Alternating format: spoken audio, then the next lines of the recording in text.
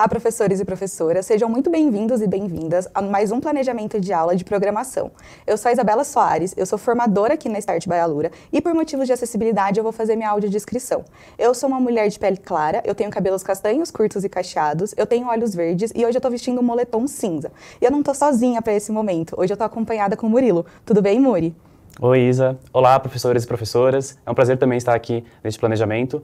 Eu sou o Murilo Souza, eu sou formador aqui da Start by Alura. Também vou fazer minha audiodescrição. Eu sou homem de pele parda, tenho cabelos pretos, curtos e cacheados, tenho barba e bigode, meus olhos são castanhos escuros e hoje estou usando uma camiseta preta. E o que vamos falar hoje, Isa? Muito bom, Muri. Então, no planejamento de aula de hoje, a gente vai falar sobre a unidade Acessibilidade na Web, melhorando a experiência do usuário.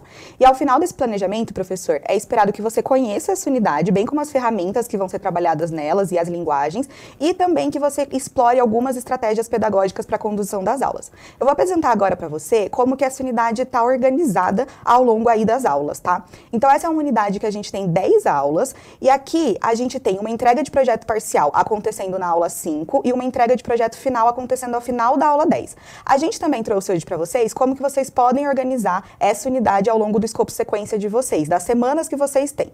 Então, olhando aqui para minha apresentação, eu vejo que eu consigo fazer a minha aula 1 e 2 na semana 24, a minha aula 3 e 4 na semana 25, as minhas aulas 5 e 6 na semana 26, a 7 e 8 na semana 27 e a 9 e 10 na semana 28. E aí vale lembrar também que essa é uma unidade que os estudantes vão fazer a avaliação da unidade. E aí, Muri, você consegue falar um pouquinho pra gente sobre como que é o projeto dessa unidade? Posso sim. Essa unidade vai ter um projeto muito interessante, onde os estudantes vão acessar um projeto já feito, uma página web já criada, com a temática de Tropicália. Eles vão incrementar esse site com alguns recursos de acessibilidade e discutir como é importante a acessibilidade, tanto no dia a dia deles, quanto também no mundo digital. E ali, também deixei ali mapeado quais são as habilidades da BNCC que estão mapeadas para esse projeto, sendo elas habilidades da BNCC de computação e também habilidades do itinerário formativo, tá bom? Fechamos aqui esse primeiro bloco e voltamos nos próximos. Até já!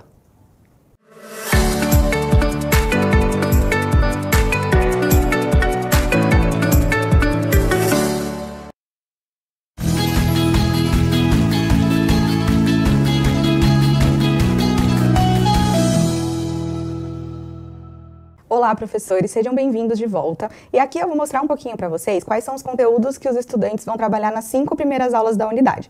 E a gente vai focar aqui nas 5 primeiras aulas, porque a gente vai dividir esse planejamento de aula em 2 partes. Então agora a gente está olhando para a parte 1. Então nessas 5 primeiras aulas, eles vão trabalhar com acessibilidade e tipos de licença, eles vão trabalhar com HTML semântico, com Alt e Title, eles vão estilizar botões utilizando o Bootstrap e eles vão trabalhar com interatividade com JavaScript. E aí, professor, vale lembrar que você tem acesso ao material do professor que está na plataforma da Start, que ali você consegue ver os objetivos de aprendizagem aula a aula. E aí, Muri, você consegue falar um pouquinho pra gente sobre quais são as ferramentas que eles vão utilizar nessa unidade? Sim. Para começar, como a gente vai trabalhar no ambiente de desenvolvimento de programação, nós vamos utilizar a ferramenta do Visual Studio Code, que é o ambiente de programação onde vão fazer os códigos em HTML, CSS, JavaScript. Além disso, também temos o ambiente de armazenamento, que é o GitHub ou o Google Drive ali para guardar esses arquivos durante as aulas. E também vamos utilizar a ferramenta ali do Bootstrap, que é uma biblioteca do CSS. Então, estude um pouco melhor esses conteúdos e veja como funcionam essas ferramentas para você se preparar melhor para suas aulas. E também gostaria de contextualizar um pouco esse projeto, falando um pouco sobre essas ferramentas de leitura de acessibilidade. Então, o principal objetivo do projeto é trabalhar com acessibilidade, e é importante, às vezes, fazer essas perguntas para os estudantes, para eles saberem quais ferramentas de acessibilidade eles já viram no meio digital. E aí você pode explorar algumas ferramentas que já existem, como, por exemplo, o NVDA, que é uma ferramenta que você precisa instalar. Então, caso você queira usar ela, verifique que você pode fazer essa instalação nos computadores que você tem acesso aí na sua escola. Mas também tem algumas ferramentas online, como, por exemplo, o Screen Reader, que é uma extensão do navegador ali do Google Chrome ali que você consegue instalar, ou então, no caso, se tiver o Chromebooks, também tem uma outra extensão chamada Chromevox, que também permite que você consiga fazer essa leitura de tela e fazer essa interação com os estudantes sobre como que é essa acessibilidade quando você cria um site acessível, né, Isa? Isso, Muri. Então é muito interessante que vocês olhem para essas ferramentas que vocês têm disponível. E aqui, professor, eu queria trazer mais um ponto, que é em relação à interpretação do código, porque depois que os estudantes discutirem a respeito da acessibilidade, eles vão pegar um projeto que já está pronto, então os códigos já estão montados, e eles vão precisar pensar no que eles vão melhorar, onde que eles vão melhorar para que esse site fique mais acessível. Então, um ponto que talvez eles tenham um pouquinho de dificuldade é entender o que aquele código está dizendo dentro do site. Então, aqui eles vão trabalhar muito com o pilar do pensamento computacional, que é a decomposição. É importante que eles olhem parte por parte do código para entender ao que se refere. Então, quando eu olho, por exemplo, para o header, o que o header está falando? Ele está falando ali que é o cabeçalho da minha página. Quando eu estou olhando para uma outra tag, a tag que está escrito início, qual é a parte do site? É importante que eles se localizem no código, fazendo esse depara, né, do código para o site, para que fique mais fácil para eles pensarem quais são as alterações que eles vão fazer. E aí, Muri, você tinha uma dica para falar sobre JavaScript, né? Exatamente. Aqui um grande desafio que pode acontecer é trabalhar com JavaScript, que vai trazer muitos códigos diferentes, uma linguagem com muitos termos em inglês. Então, é interessante ir analisando e tentando traduzir o que esses códigos significam. Então, a gente trouxe um exemplo aqui de um trecho de código. Então, a gente pode ver ali que é um trecho de código que é feito em JavaScript. Então, tem alguns termos ali, como document, ponto, add, event listeners. São termos em inglês, é importante você reforçar com os estudantes o que significam esses termos e tentar trazer ali a lógica de algoritmo, que é um dos pilares também do pensamento computacional, para entender como esses comandos estão se relacionando com esse algoritmo. E aí você pode fazer uma tradução prática mesmo, e escrever isso na lousa, escrever isso de alguma forma. Então esse primeiro trecho que eu deixei aqui no código para vocês, tem uma tradução ali que você pode deixar como, por exemplo, esse trecho do código significa que eu vou ficar aguardando o HTML ser completamente carregado. Então você pode fazer esse destaque e relacionar às vezes com alguma outra coisa que ele já conhece, como por exemplo aquela linguagem em bloco, que é muito parecido com quando a bandeira verde for clicada. Então, eu deixei isso destacado aqui no slide do código para vocês terem isso como exemplo. E aí vocês conseguem fazer essa relação também dentro das suas aulas para ir ajudando os estudantes a se encontrar melhor nesse projeto, tá? E aí, outro ponto importante aqui que a gente gosta de destacar é a questão de ter a abertura e o fechamento das tags ali de fechar corretamente as chaves e os parênteses, algo que é super comum o estudante cometer algum erro, mas que você pode ir normalizando durante o processo. E aí você pode usar uma ferramenta ali dentro do Visual Studio Code, que é o atalho Shift Alt F, que permite você organizar melhor o código para você ver se o fechamento e a abertura das tags estão feitos corretamente ali, das chaves e dos parênteses, tá bom? Então, essas aqui são algumas dicas que eu gostaria de deixar para vocês. Então, se preparem aí durante as aulas e a gente fecha esse primeiro bloco e voltamos na próxima.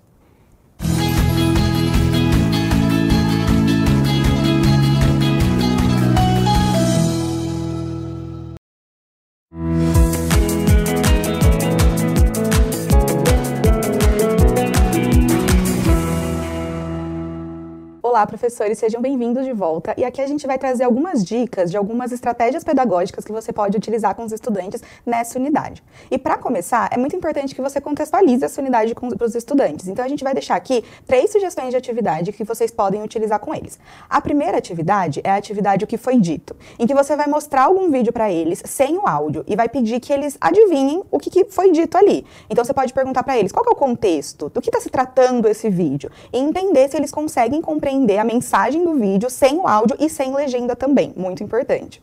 A segunda dinâmica é a dinâmica Vamos Desenhar. Aqui você vai pensar em alguma orientação de um desenho e vai começar a ler essas orientações para o estudante. E o estudante, só com as suas orientações, eles vão começar a desenhar. É interessante que você escolha orientações mais abertas, porque assim você vai ter desenhos mais diferentes possíveis. Então essa atividade pode ser também bem bacana de fazer com eles. E a terceira atividade é a atividade Sem Olhar. Então que os estudantes eles vão ter acesso a algum site ou algum aplicativo e que eles não vão enxergar, eles só vão mexer sem conseguir ver esse site, esse aplicativo. Sobre qualquer uma dessas 3 atividades que você escolher, é muito importante que você também contextualize do porquê você está fazendo essa atividade. Então é interessante que depois você pergunte, quais que foram as dificuldades? Quando eu não estava vendo o meu site, o que foi uma barreira para mim? Ou quando eu não estava escutando o meu vídeo? Então trazendo para eles, para a gente chegar nessa questão de que os recursos de acessibilidade são muito importantes. Uma outra sugestão que a gente deixa aqui também é que você mostre para os estudantes o site ali no slide dos estudantes pronto, para que eles já comecem a pensar quais alterações eu faria nesse site para que ele fosse mais acessível.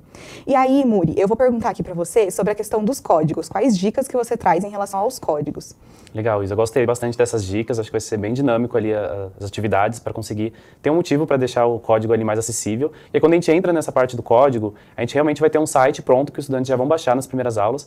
E aí, para ajudar ali a se organizar no meio desse código, às vezes são muitas linhas, tem uma sugestão muito interessante que é adicionar alguns comentários. Então, ali dentro do código, por exemplo, no HTML, vai ter várias tags, vários sintaxes ali que estão em termos diferentes. E aí, às vezes, você quer colocar uma explicação em português que faça sentido, uma linguagem natural. E aí, você pode adicionar comentários no código. E aí, eu vou trazer aqui os exemplos nos slides, como que isso acontece em cada uma das linguagens. No caso do HTML, você precisa usar essa estrutura aqui, que está ali no slide, que você coloca no começo um sinal de menor que, exclamação, traço, traço, e no final, traço, traço, sinal de maior que.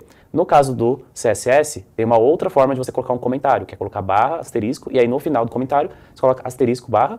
E no JavaScript é um pouquinho mais simples, você coloca só barra, barra na frente, e aí você já consegue adicionar um comentário. E aí você pode colocar isso em qualquer trecho do código para tentar explicar o que aquele código faz. Então, essa parte é o início do código, aqui é onde eu começo a imagem, aqui é onde eu começo uma outra seção, aqui é onde eu faço a lógica de algoritmo, para deixar mais comentários e deixar o código ali um pouco mais organizado e mais fácil de entender o que está sendo feito ali na prática. E aí uma outra orientação, que é muito prática também, é você usar o atalho Ctrl, ponto e vírgula em qualquer uma das linguagens, em qualquer um dos arquivos, que também automaticamente o Visual Studio Code vai criar o comentário, tá bom? E também uma dica interessante do Visual Studio Code é que quando você tem um código muito extenso, você consegue ocultar alguns trechos de código usando as setinhas que aparecem ali do lado da tela. Então aqui no GIF tem um exemplo, né? Então quando tem uma tag grande ali que tem vários elementos dentro, você consegue ocultar um trecho do código, assim não corre o risco de acabar alterando um trecho do código que não deveria ser alterado naquele momento e focar principalmente no que precisa ser editado, no que o instrutor está orientando no código. Assim evita possíveis erros, possíveis confusões durante as aulas. Boa, Muri. E aqui os estudantes também estão trabalhando com abstração, né, professores? Então, eles estão ignorando que eles não vão trabalhar naquele momento e estão focando só no que eles vão trabalhar naquele momento, para não ficar uma grande bagunça e, de repente, eles pegarem e alterarem algo que eles não queriam. E aqui, professor, queria trazer mais uma dica que é muito importante que você reforce o tempo todo com os estudantes, que é em relação ao ciclo da aula, né? Então, quando a gente inicia a aula, é importante que o estudante entre no GitHub ou no Google Drive e ele baixe a versão mais atualizada do projeto dele, para ele pegar e continuar o que ele começou na aula passada. Durante a aula, ele vai trabalhar no VS Code, que é onde ele vai criar e vai editar os arquivos dele, para no final da aula ele salvar o que ele fez durante aquela aula e salvar novamente ou no GitHub ou no Google Drive, no ambiente de armazenamento que você escolheu. É importante que os estudantes estejam muito familiarizados com esse ciclo, porque é algo que eles vão fazer constantemente, no início de todas as aulas.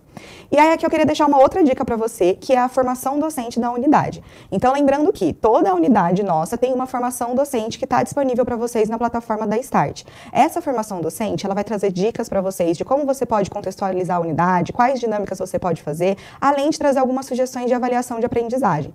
E também a unidade do estudante. É muito importante que você olhe para essa unidade do estudante para que você consiga ver quais são os possíveis desafios e o que eu posso fazer para conseguir sanar esses desafios.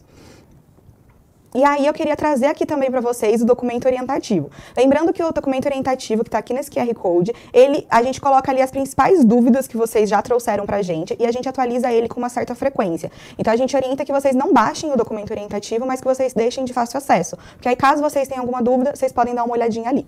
Exatamente, Isa. Então, a gente já vai finalizando o nosso planejamento. Então, espero que você tenha conseguido se preparar um pouco melhor. A gente só vai deixar aqui também nos nossos slides o link para avaliação, para vocês avaliarem o que vocês acharam sobre esse encontro, comentarem o que vocês estão achando de interessante, que é muito importante para a gente se preparar cada vez melhor para esses planejamentos. Agradeço muito a atenção de todos vocês e até a próxima. Até a próxima.